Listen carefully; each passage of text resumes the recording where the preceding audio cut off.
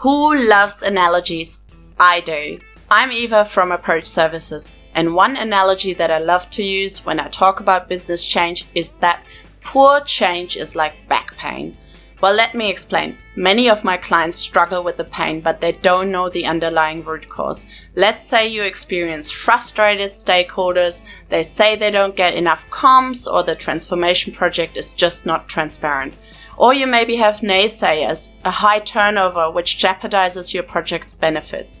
Well, I know change is painful, but the real issue isn't the poster that you put up or the fact sheet that you designed. The real issue is the ineffective collaboration between change leaders, project managers, and change management.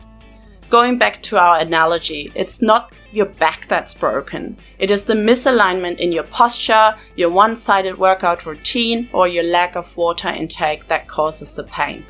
My mission is to stop clients wasting money on painkillers, and I get them to tweak their habits so that leaders, project managers, and change managers have the right tools, capabilities, and frameworks to make transitioning smooth and, more importantly, pain-free. If you liked this video, please hit subscribe to support our channel.